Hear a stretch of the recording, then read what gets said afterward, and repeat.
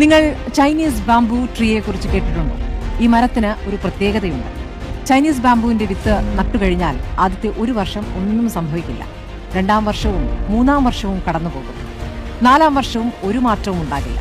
എങ്കിലും മുറ തെറ്റാതെ വെള്ളവും വളവും നൽകിക്കൊണ്ടേയിരിക്കണം. 5-ാം വർഷം കഴിയുമ്പോൾ അത്ഭുതകരമായ ആ കാഴ്ച സംഭവിക്കും. പെട്ടെന്നൊരു ദിവസം അത് മുള പൊട്ടും.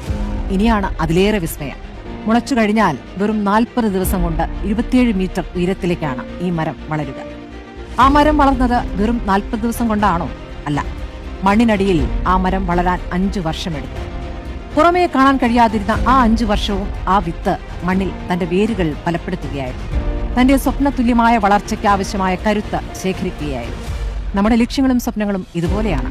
നമ്മൾ കഷ്ടപ്പെടുന്നുണ്ടാകും, അധ്വാനിക്കുന്നുണ്ടാകും, പക്ഷെ ഫലം ഉടനെ കണ്ടെന്ന് വരില്ല. പക്ഷേ തളരരുത്. നിങ്ങളുടെ വേരുകൾ മണ്ണിനടിയിൽ ബലപ്പെട്ടുകൊണ്ടിരിക്കുകയാണ്. ഒരു ദിവസം നിങ്ങൾ